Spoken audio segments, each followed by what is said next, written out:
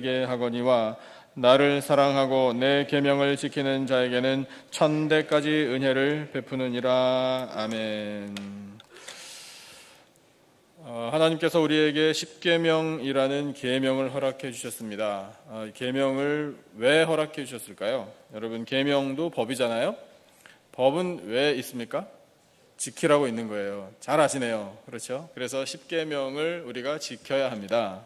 그런데 십계명도 법이어서 여러분, 법 그러면 느낌이 어떠세요? 딱딱하잖아요. 그 다음에 부담이에요. 이걸 지켜야 하나? 그렇습니다. 그래서 그런 의무감이 생겨요. 그것이 십계명이에요.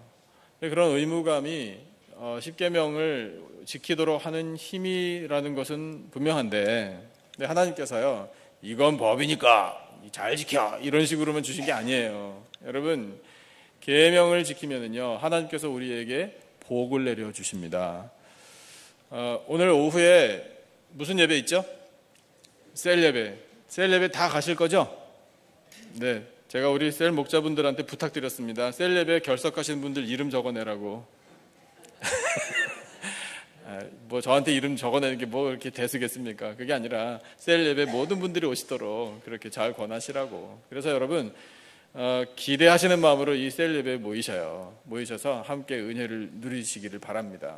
그런데 오늘 셀 예배 때 말씀 나누는 시간에 마지막 부분에 신명기 28장을 읽으실 거예요.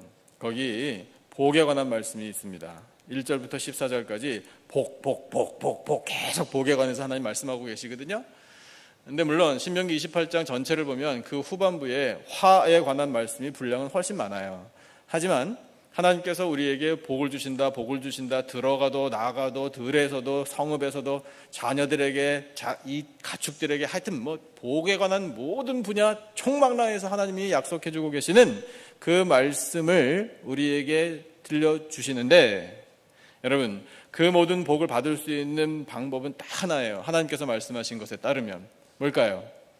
계명 지키는 거예요. 그러니까 계명을 지키면 복을 받는구나, 이렇게 우리가 확신할 수 있단 말입니다. 예수님께서도 이 계명을 지키는 것의 중요성을 말씀하신 적이 있어요. 뭐라고 말씀하셨는지 마태복음 7장 21절을 한번 스크린에 보시면 알 수 있어요. 같이 한번 읽어보죠. 시작. 나더러 주여 주여 하는 자마다 다 천국에 들어갈 것이 아니요 다만 하늘에 계신 내 아버지의 뜻대로 행하는 자라야 들어가리라. 아멘. 사랑하는 성도 여러분, 예수님 잘 믿으시고 천국에 들어가시기를 축복합니다. 그런데 이 말씀을 오해하지는 마세요. 그렇다고 주여 주여 할 필요가 없구나, 이건 아니에요. 여러분, 주여라고 부르짖어야 합니다. 자, 같이 한번 해봅시다. 자, 저를 따라 주여, 다시 주여. 네, 여러분, 우리가 그렇게 주님을 부르면 주님께서 들으실까요? 들으십니다. 들으시고 우리의 기도를 선하게 응답해 주십니다. 그런데 주여 주여만 외칠 일이 아니고, 주여도 외치지만 여러분, 예수님께서 하신 말씀이 뭡니까? 너희들 천국에 들어가야 할 거 아니냐? 천국에 들어가려면 내 아버지의 뜻대로 행해야 한다. 그러니까 여러분, 주여라고 외치고 플러스 계명도 지키십시다. 하나님 아버지의 뜻대로 행하여 천국에 다 들어가시기를 다시 한번 예수님의 이름으로 축원합니다. 이것이 계명을 지킬 때 우리가 누리는 복이에요. 그래서 우리가 결단하게 됩니다. 정말 즐거운 마음으로 결단하게 돼요. 계명을 지키면서 살아야 되겠구나. 그런데 여러분, 그 계명을 지킬 때 우리가 마음속에 중요한 태도를 가져야 돼요. 믿음은 태도와 깊은 관련이 있습니다. 그래서 그 중심에 어떤 태도를 가지고 이 계명을 지킬 것인가를 오늘 말씀을 통해 우리에게 들려주고 계셔요. 그 첫 번째 가져야 할 태도가 있어요. 계명을 지킬 때 이렇게 지켜야 합니다. 어떤 마음으로 지켜야 하나? 첫째, 그것은 바로 이겁니다. 스크린에 보이시죠? 같이 힘차게 읽겠습니다. 시작. 하나님을 위하여 계명을 지켜야 합니다. 누구를 위하여? 하나님을 위하여. 여러분, 가슴에 새기세요. 하나님을 위하여 계명을 지켜야 합니다. 주신 본문 4절 한번 같이 읽어보죠. 4절만 우리 다 같이 한 목소리로 시작. 너를 위하여 새긴 우상을 만들지 말고 또 위로 하늘에 있는 것이나 아래로 땅에 있는 것이나 땅 아래 물속에 있는 것에 어떤 형상도 만들지 말며, 이렇게 기록하고 계시는데요. 5절 초반부까지만 더 읽어보죠. 그것들에게 시작. 그것들에게 절하지 말며 그것들을 섬기지 말라. 여기까지. 자, 여기에 4절이 어떻게 시작됩니까? 너를 위하여 이렇게 시작돼요. 여러분, 새긴 우상, 그 다음에 하늘에 있는 것, 땅에 있는 것, 물속에 있는 것들의 형상, 그것을 만드는 것, 절하는 것, 섬기는 것, 이거 다 누구를 위하여 하는 것인가? 인간, 자신을 위하여 하는 거예요. 왜 우상을 만들고 왜 형상들을 만들어가지고 섬기느냐 하면요, 불안해서 그러는 거예요. 불안해서. 그러니까 뭔가를 붙들고 싶은 거예요. 절대적인 힘을 가진 것에 의지하고 싶은 마음의 표현이에요. 그것이 새긴 우상과 형상들이에요. 그래서 여러분, 하나님께서 우리에게 지적하시는 이 말씀, 너를 위하여, 여러분, 이 말씀이 중요한 거예요. 그렇구나, 이게 본질이에요. 우상의 본질, 하나님 아닌 것의 실체, 너를 위하여 만드는 것. 그러니까 여러분, 우리는 우리 자신을 위하여 만든 것, 그 형상, 우상, 이것을 버려야 합니다. 그리고 계명을 지켜야 합니다. 누구를 위하여? 하나님을 위하여. 하나님께서 주신 계명이니 하나님을 위하여 계명을 지키는 거예요. 그러려면 모든 우상과 형상들을 버려야 돼요. 없애버려야 돼요. 섬기지 않을 뿐만 아니라 만들지도 말라 말씀하시잖아요. 성경에 보면은요, 이 눈앞에 왔다 갔다 하는 우상, 형상들이 많이 있어요. 하나님이 아닌 것들, 이방신의 이름을 가진 것들, 그런 것들은 분명하게 구별이 돼요. 구약 성경에 많이 나오죠. 바알, 아세라. 신약 성경에 나옵니다. 아데미. 이런 것들, 다른 신의 이름을 부여한 그런 것들은 금방 구별이 되기 때문에 멀리하면 돼요. 그런데 여러분, 문제가 뭔 줄 아십니까? 문제가요, 뭔가 새긴 우상, 형상을 만들어 놓고 거기에 하나님의 의미를 부여하는 거예요. 그게 문제예요. 우리 지난주에 말씀을 통해서 다시 한번 듣게 된 말씀이 뭡니까? 광야에서 이스라엘 백성들이 만들어낸 하나님이 있어요. 누군가요? 아니, 뭔가요? 금송아지예요. 금송아지를 만들어 놓고 이름을 부여하기를 우리를 애굽에서 인도하여 낸 신이라. 말이 안 되잖아요? 그런데 인간의 나약함이 그런 데서 드러난다고요. 여러분, 금송아지 말고 또 있었어요. 놋뱀 아시죠? 놋뱀. 놋뱀이 어떻게 생긴 건가? 민수기 21장을 보면 알 수 있어요. 백성들이 광야에서 지내는 동안에 불평을 늘어났습니다. 근데 그 불평 중에 하나님께서 정말 듣기 싫어하시는, 정말 하나님을 진노하시게 만든 불평을 했어요. 뭐라고 했는가 하면, 우리 마음에 볼 때 이 하늘에서 떨어지는 만나, 이 하찮은 음식을 싫어하노라? 이렇게 얘기했어요. 저 인간적으로는 이해돼요. 여러분, 만나를 이스라엘 사람들이 몇 년 먹었게요? 40년을 먹었습니다. 근데 제가 솔직하게 고백하는데요, 저 똑같은 반찬 2끼 연속으로 올라오면 와, 감사합니다. 이것을 또 먹어야 되지요? 라고 그렇게 돼요. 예, 제가 만약에 이걸 또 먹어야 하나요? 라고 질문을 하면 대번에 어떤 말을 들을까요? 먹기 싫으면 관두세요. 이렇게 나오는 거죠. 그렇게 싸운다는 게 아닙니다. 예, 그렇다는 거지, 원리가. 여러분, 우리가 2끼도 똑같은 거 먹기 싫어해요. 근데 이스라엘 백성들이 광야에서, 우리가 이스라엘 백성들하고 함께 광야에 있었다고 여러분 상상해 보십시오. 우리는 어땠을까요? 날마다 삼시세끼 만나 먹으면서 주여 감사합니다. 오늘도 풍성한 식탁을 주시니 감사합니다. 이 귀한 음식을 주시니 감사합니다. 라고 감사했을까 싶어요. 인간적으로는 이해돼요. 그러나 여러분, 정말 지겹더라도요, 하찮게 보이더라도요, 그런 말을 하면 안 되는 거예요. 누가 들으시나요? 이 하찮은 음식을 우리가 싫어하노라. 누가 들으셔요? 하나님이 듣고 계시잖아요. 그걸 누가 주셨어요? 하나님이 주셨잖아요. 다른 대안이 있어요? 광야에서요? 없으면 죽는 거예요. 이건 생존이에요. 생존이 걸린 문제예요. 혹시 그런 마음이 있더라도요, 싫더라도요, 싫다라고 말하면 안 되는 거예요.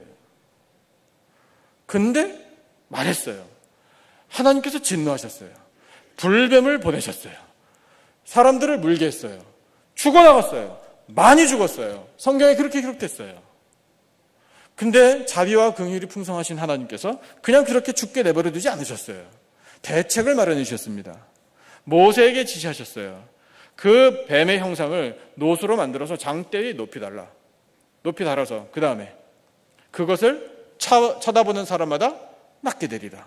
그래서 어떻게 됐나요? 쳐다보는 사람이 나았습니까? 나았습니다. 치료받았어요. 만약에 그 사람들 가운데 그까지 뱀의 형상 쳐다본다고 뭐가 달라지려고 그런 마음을 품었다면 그냥 불뱀에 물려가지고 죽어 나갔을 거예요. 그러나 그거 보는 거 뭐 그렇게 힘들다고 한번 보면 낫는 거예요. 그래서 그 노뱀이요, 어떤 의미인가 하면 예수님도 말씀하셨어요.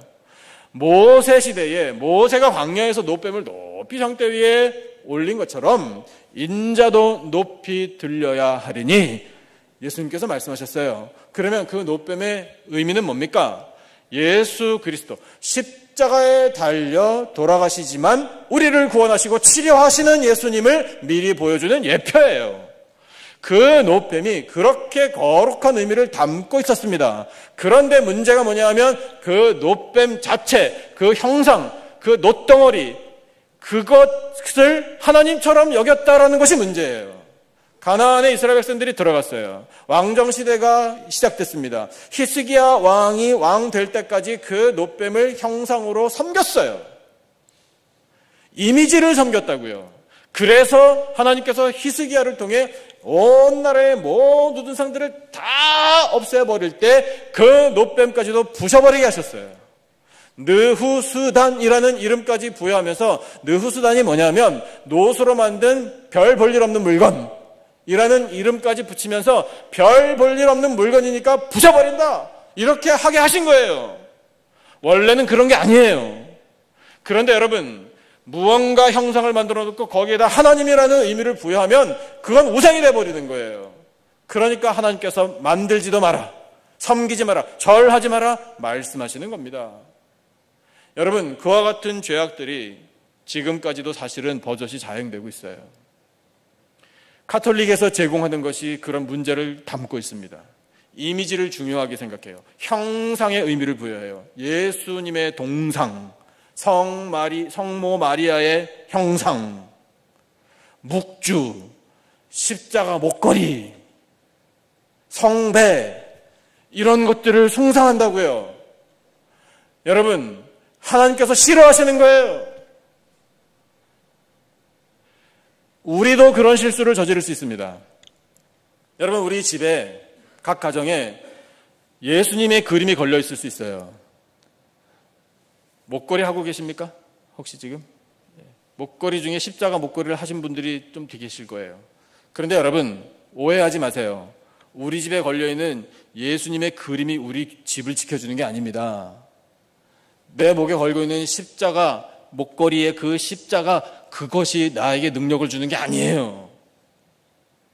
여러분, 형상, 새긴 것, 그런 것들이 우리에게 은혜를 주는 게 아닙니다. 그러면 우리에게 은혜를 주는 건 도대체 어떤 존재인가요? 우리 눈에는 보이지 않지만 살아계신 하나님. 여러분, 하나님 그분이 우리에게 능력 주십니다. 하나님께서, 살아계신 하나님께서 우리에게 은혜를 주시는 거예요. 그런데 눈에 안 보여요. 눈에 안 보이지만 그 하나님이 살아계시면 우리가 믿게 돼요. 어떻게 믿게 됩니까? 우리 안에 하나님의 영, 성령께서 계시기 때문에 우리가 느끼는 거예요. 성령께서 우리로 하여금 하나님 살아계십니다 라고 믿게 만들어 주시는 거예요. 그래서 성령 하나님이 우리에게 그 하나님 살아계심을 어떻게 느끼게 하시고 어떻게 확신하게 하시나, 말씀을 통해 확신하게 해주시는 거예요. 여러분, 하나님의 말씀에 능력이 있는 줄로 믿습니다. 이 말씀이 우리 속에 새겨져 있어야 돼요. 여호수아에게 주셨던 말씀이 진리의 말씀이에요. 여호수아 1장 8절과 9절 말씀을 잘 아시겠지만 다시 한번 보면서 여러분, 말씀을 가슴에 새기십시다. 말씀이 능력이니까요. 보이시죠? 같이 한번 힘차게 읽겠습니다. 8절과 9절 다 같이 시작. 이 율법책을 내 입에서 떠나지 말게 하며 주야로 그것을 묵상하여 그 안에 기록된 대로 다 지켜 행하라. 그리하면 내 길이 평탄하게 될 것이며 내가 형통하리라. 다음 9절도요. 다 같이 시작. 내가 내게 명령한 것이 아니냐. 강하고 담대하라. 두려워하지 말며 놀라지 말라. 내가 어디로 가든지 내 하나님 여호와가 너와 함께 하느니라 하시니라. 아멘. 여러분, 하나님께서 우리와 함께 계심을 믿으십니까? 증거가 뭡니까?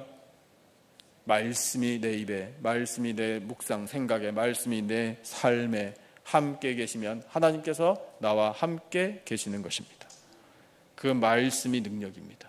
그 말씀, 살아계신 말씀의 능력이 우리를 형통한 길로, 평탄한 길로 인도해 주십니다.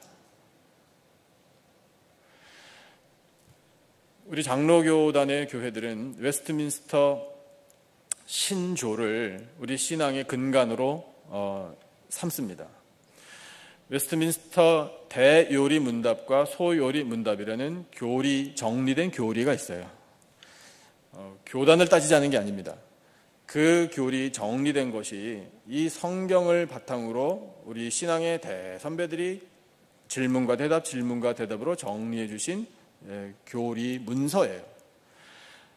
세례를 오래전에 받으셔가지고 그 오래전에 받으실 때, 세례 교육 받으실 때 이 웨스트민스터 신조를 대부분 다 교육 받으셨을 텐데 많이 잊어버리셨을 것 같아서 다시 좀 일깨워드리려고, 대요리 문답은 196개의 질문과 대답이고요, 소요리 문답은 107개의 질문과 대답으로 조금 요약한 거예요.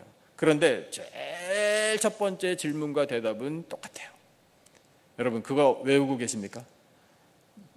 못 외우실까봐 제가 보여드리는 거예요. 그래서 준비해왔잖아요. 자, 웨스트민스터 요리문답 첫 번째 질문입니다. 같이 읽어보죠. 시작. 사람의 제일 되는 목적이 무엇입니까?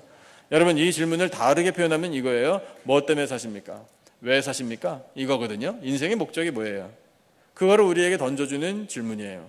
자, 그거에 대한 대답이 있어요. 같이 읽어보시죠. 시작. 사람의 제일 되는 목적은 하나님을 영화롭게 하는 것과 영원토록 그를 즐거워하는 것입니다. 이렇게 기록되어 있어요. 여러분 정확하게 읽으셔야 돼요. 영원토록 그를 즐겁게 해드리는 것이 아니에요. 영원토록 그를 즐거워하는 거예요. 누가요? 내가. Enjoy God. 그 앞에는 Glorify God. 하나님을 영화롭게 해드리는 것이 우리 삶의 목적입니다. 여러분 우리 하나님의 영광을 위해서 사십시다. 그런데 플러스 하나님께서 우리에게 가르쳐 주시는, 성경을 통해 가르쳐 주시는 우리 인생의 목적은 뭐냐면 즐기는데 누구를 즐겨? 하나님을 즐겨. 영원토록 즐겨. 영원토록 하나님 때문에 즐거움을 누리면서 사는 게 우리의 삶의 목적이라니까요. 여러분 감사하지 않으세요? 믿어지십니까? 여러분 하나님을 즐기시기를 축복합니다. 우리 삶의 목적이 여러분 하나님께 영광, 하나님을 즐거워하며 기쁨을 누리는 것이라, 그렇게까지 우리에게 신조까지 가르쳐 주시는 하나님의 말씀이 살아있는데 그까지 형상, 그까지 새긴 거, 이런 거 의존하면서 우리가 살겠습니까? 여러분 우리 살아계신 하나님만 의존하십시다. 살아계신 하나님만이 능력이신 줄로 믿습니다. 두 번째, 우리가 계명을 지킬 때 어떤 태도를 가져야 하나 하면요, 하나님을 알아야 돼요. 하나님께서 어떤 분이신지 우리에게 말씀해 주고 계시는 이 말씀을 들어보십시다. 그래서 둘째 이거예요. 같이 읽어보시죠. 스크린 보시고요. 다 같이 시작. 질투하시는 하나님의 마음을 알아야 합니다. 뭐라고 말씀하시는지 5절을 한번 같이 읽어보죠. 5절 우리 다 같이 한 목소리로 받들어 읽겠습니다. 시작. 그것들에게 절하지 말며 그것들을 섬기지 말라. 나 내 하나님 여호와는 질투하는 하나님인즉 나를 미워하는 자의 죄를 갚되 아버지로부터 아들에게로 3, 4대까지 이르게 하거니와. 아멘. 후반부에 보면요, 나를 미워하는 자의 죄를 갚겠다라고 말씀하고 계셔요. 그럼 누가 하나님을 미워하는 사람인가? 그 앞에 우상 새기고 형상 만들고 그것들을 섬기고 절하는 사람들이 하나님을 미워하는 사람들이라고 하나님께서 보시는 거예요. 근데 여러분 생각해 보세요. 그 우상을 새기고 형상을 만들고 절하고 섬기는 사람들이 나 하나님 미워요 이렇게 말하면서 하나요? 언제? 그런 말 하지도 않아요. 그냥 우상을 섬겨요. 그런데 하나님께서는 그걸 보고 너 나를 미워하는구나 이렇게 보신대요. 여러분 생각해 보세요. 하나님께서 나를 미워하는구나, 나 미워하지만 천국에는 들어와 이러실까요? 여러분 미운 하나님 보러 우리가 천국 갈 수 있을까요? 못 가요. 하나님 미워하면 못 갑니다. 근데 우리가 하나님 미워요 라고 말 안 한다니까요. 그냥 슬쩍 하나님 아닌 걸 하나님처럼 섬긴다니까요. 하나님께서 천국에 못 들어와 이것만 말씀하시는 게 아니에요. 죄값을 치르게 하리라. 몇 대까지? 말씀하시기 싫으시죠? 그런데 하나님이 말씀하신 거예요. 당대, 그 다음 때, 세 번째 세대, 어쩌면 네 번째 세대까지 다 벌받아. 죄에 대해서 대가 치르고 말 거예요. 우상 섬기면요. 두려워해야 돼요. 하나님을 경외해야 합니다. 여러분, 하나님은 사랑의 하나님 맞습니까? 인자와 긍휼이 풍성하신 하나님 틀림없습니다. 그런데 하나님은 진노하신 하나님이셔요. 심판도 하셔요. 심판하실 때는 정말 무자비해요. 여러분, 하나님께서 말씀하셨으니까 우리는 정말 두려워서 덜덜 떨어야 돼요. 그리고 결단해야 돼요. 버리기로 결단해야 돼요. 근데 그렇게 말씀하시기 전에 그 말씀을 하실 때 5절 가운데 보니까 하나님이 어떤 하나님이라고 정말 인간적으로 표현하시나요? 나는 질투하는 하나님이야. 영화나 드라마를 보니까 그런 대사들 자주 나오더라고요. 질투하는 거야 지금? 이러더라고요. 마음 들켜버렸잖아요. 그쪽 반응이 어때요? 내가 언제? 이런 또 반응을 보여요. 그럼 더 들켜버리잖아요. 그러니까 질투하는구나 또 이래요. 그런 장면들이 꽤 많이 나오더라고요. 그건 뭐예요? 질투라는 게 참 통속적이고 참 이렇게 수준이 좀 낮아 보이는 그런 감정이잖아요. 유치해 보이는 그런 감정. 여러분, 하나님이 그럴까요? 가만히 딱 보니까 하나님이 사랑하시는 백성들을 딱 보니까 나 하나님보다 우상을 더 사랑하네? 질투나. 이런 건가요? 여러분, 우상이 하나님께 무슨 경쟁 상대 돼요? 우상이 살아있어요? 근데 하나님의 자녀들의 마음을 뺏어가네요? 이게 뭐예요? 하나님 편에서 한번 생각해 보면요. 이런 일이 있나? 싶어요. 여러분, 하나님께서 정말 드라마에 나오는 것처럼 질투가 나 이런 거일까요? 그런 거 아닐 것 같아요.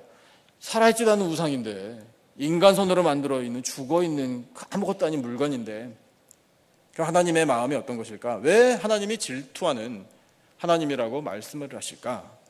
우리 이해해야 되잖아요. 우리 하나님 마음도 좀 알아들이십시다. 여러분, 그건요, 하나님께서 이렇게 말씀하시는 것과 같아요. 내 사랑하는 자녀들아, 이 하나님 아버지를 좀 확실하게 사랑해 다오. 이렇게 말씀하시는 거예요. 아멘 하시는 거예요, 이때. 하나님 아버지께서 우리에게 말씀하신다고요. 내 사랑하는 자녀들아, 이 하나님 아버지를 좀 확실하게 사랑해 다오. 이렇게요. 일편단심이란 말 아시죠? 일편단심으로 사랑하는 거 어떤 건지 아시잖아요. 일편단심으로 하나님 사랑해 달라고 말씀하시는 거예요. 왜 다른데 기웃기웃할 그럴 일이 뭐가 있어요? 여러분, 하나님 아버지 주시는 은혜 덕분에 사는 거 아니에요? 여러분, 그 하나님의 사랑이 얼마나 큽니까? 독생자 예수 그리스도를 아낌없이 내어줄 만큼 큰 사랑이에요. 위대한 사랑이에요. 말로 표현 못할 사랑입니다. 여러분, 그 예수님이 세상에 오셨을 뿐만 아니라 우리에게 쏟아부어 주신 사랑이 뭡니까? 십자가에 달려 우리의 죄값을 치러주신 거잖아요. 모든 물과 피를 다 쏟아부어 주심으로 생명을 내어주셨잖아요. 여러분, 예수님이 그렇게 내어주신 생명 우리가 오늘 받아 누리고 있는 것 아니겠습니까? 어떠세요? 감사하십니까? 여러분, 우리 고백해야 되잖아요. 이렇게 같이 고백하십시다. 하나님, 예수님의 사랑 덕분에 내가 삽니다. 아멘. 요즘 금요일에 우리가 새로운 찬양을 부르고 있어요. 그 가사가 너무 강력해요. 저에게는 강력해요. 그 가사가요, 정말 제 평생의 영원한 고백이 된다라고 해도 과언이 아니에요. 그 가사 좀 띄워주시면 처음 부분이 이래요. 같이 한번 읽어볼까요? 내 백성이, 시작. 내 백성이 나를 떠나 돌아섰지만 내 사랑이 내 백성을 포기 못하니 내 모든 것 내어주고 나 그들을 얻으리라. 여러분, 이게 하나님 아버지의 마음이에요. 하나님 아버지의 사랑이에요. 하나님이 선택하신 백성들은 하나님 지겨워요, 하나님 싫어요, 만나도 싫어요, 주시는 거 다 지루해요, 별 볼 일 없어요, 하찮아요 라고 생각하면서 재미있어 보이는 거 이런 거 만들고 이 하나님인 것 같다, 이게 능력인 것 같다 이러면서 하나님께로부터 완전히 돌아서 버렸지만, 여러분 하나님의 사랑은 업앤다운이 없어요. 변덕이 없어요. 좋았다 싫었다가 없어요. 높았다 낮았다가 없어요. 하나님의 사랑은 한결같아요. 하나님의 사랑은 포기가 없어요. 나로부터 돌아선 백성이지만 포기하지 않는 것이 하나님 아버지의 사랑이라. 그래서 이 내 자녀들의 돌아선 것을 다시 돌이키고자 그 변함없으신 사랑으로 하신 일이 뭐냐면, 나 모든 걸 내어주고 모든 걸 내어주고 내 독자까지도 내어주고 그들을 얻겠다. 여러분, 이것이 하나님 아버지의 사랑이에요. 나 그들을 얻으리라. 이 그들 안에 포함된 사람이 누구예요? 나잖아요. 여러분, 하나님은요, 나 한 사람 살리려고 독생자까지 희생하시는 분이에요. 그런데 우리가 만들어 놓고 아이고 이게 멋있어 보이네. 아이고, 여러분 큰일 날 일이에요.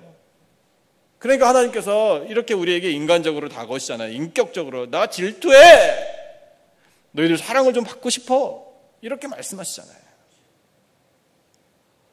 그러니까 여러분, 우리 하나님 질투 이제 그만하시게 해드리자고요. 어떻게 해야 돼요? 하나님을 사랑해야 되잖아요.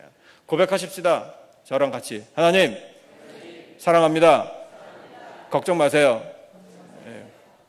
맞아요? 하나님이 이렇게 물어보실 거예요. 진짜? 이렇게 물어보실 거예요. 예. 그러면 또 대답해야죠. 뭐라고요? 아, 진짜로요. 예. 우리가 계명을 지킬 때 하나님을 더 알기를 원합니다. 그 하나님은 어떤 분이신지 가르쳐 주십니다. 셋째, 어떤 하나님인가 하면 이런 하나님이신데 은혜 베푸신 하나님이에요. 자, 같이 읽어보겠습니다. 시작.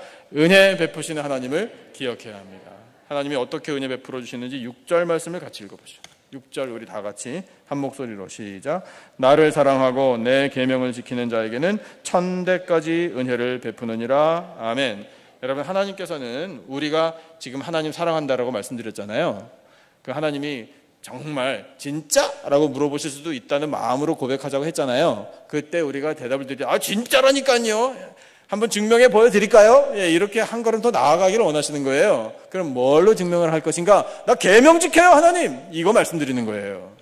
우리가 계명을 지키면 하나님께서 인정해 주시기를, 오, 나를 사랑하는구나, 이렇게 인정해 주신다고요. 그러니까 여러분, 하나님을 사랑하려면 계명을 지켜야 되는 겁니다. 우리가 계명을 지키면 하나님이 복 주신다라고 약속하신다고 말씀드렸잖아요. 근데 여기서 또 말씀하시네요. 내가 은혜 베풀어 줄게. 염려 마. 이렇게 말씀하고 계시거든요. 언제까지?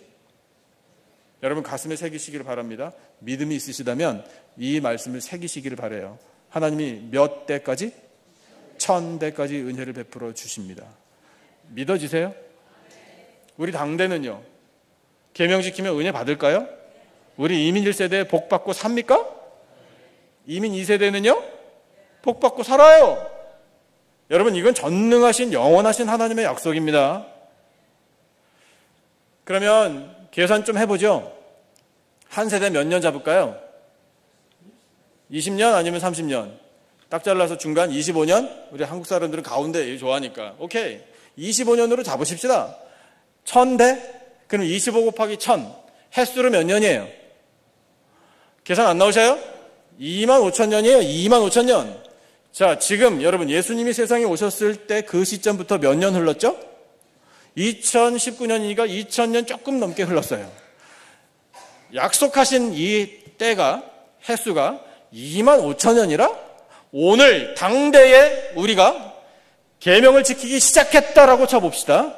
그럼 앞으로 25,000년을 보장받는 거거든요. 뭐 그때까지 우리가 뭐 신경 쓸 일 있어요? 예, 그때 내 후손이 뭐 얼마나 무슨 뭐 기록이라도 남겠습니까? 아무 상관없어요, 사실은요. 그런데 여러분, 하나님께서는 이렇게까지 약속해주고 계셔요. 제가 이래봬도요, 조카 손주가 4명이에요. 별로 안 놀리시네요. 예, 왜냐하면 할아버지 할머니들이 많으시니까. 이 나이에 손주 본 사람들 많지 않던데 제가 보니까요. 5월에 한 명 더 나와요. 제 주변에 왜 이렇게 애기들이 많이 잘났는지 모르겠어요. 기도를 너무 많이 해서 그런가. 우리 교회도 이제 5월이면 2명이 나옵니다. 할렐루야. 감사합니다. 자, 오고 오는 세대가 계속해서 있어요. 여러분, 이 세대를 오늘 우리 이민 1세 당대가 책임질 수 있습니다. 어떻게? 하나님 계명을 지키면. 여러분, 우리가 하는 거 아니에요. 하나님께서 하시는 거예요. 그런데 하나님이 약속하고 계셔요. 하나님 사랑하고 계명을 지키면 내가 1000대까지 은혜를 베풀어 주겠다라고 하나님이 약속하셨으니까 우리는 그 약속만 믿고 계명만 지키면 된다 이 말입니다. 그러면 여러분, 오고 오는 모든 세대에 하나님께서 책임져 주신다고요. 얼마나 감사해요. 여러분, 이렇게 풍성한 은혜인데 우리가 양보하겠어요? 뭐 다른 거 찾겠어요? 그럴 수 없죠. 여러분, 우리에게 은혜 베풀어 주신 하나님을 기억하십시다. 하나님은 우리에게 계명을 주실 때 그냥 부담만 주시려고, 우리에게 무슨 족쇄 채워주려고 법으로 주신 게 아니에요. 여러분, 우리가 계명을 받은 이유는 지키라고 받은 건데, 지킬 때 복을 누릴 수 있기 때문에 하나님께서 계명을 주신 것입니다. 여러분, 이 계명을 지킬 때 우리 자기 자신을 위하여 섬기는 모든 하나님 아닌 것들을 다 과감하게 없애버려야 합니다. 하나님을 위하여 계명을 지켜야 합니다. 계명을 허락하신 하나님의 마음의 표현은 질투하신 하나님이라. 우리 사랑을 많이 확실히, 하나님만 사랑하기를 원하시는 하나님의 마음입니다. 그렇게 하나님을 사랑하고 계명을 지키면 하나님께서 우리에게 은혜를 베풀어 주십니다. 여러분, 우리 교회 안에서 하나님 계명 알고 잘 지키십시다. 이제 교회 밖 세상에 나가서 우리의 가정에서, 일터에서, 자녀들 학교에서, 우리의 관계, 누구를 만나든지 간에 언제 어디서나 여러분, 이 계명을 지키며 살아가는 우리들이 될 때 하나님께서 영광을 받으실 줄로 믿습니다.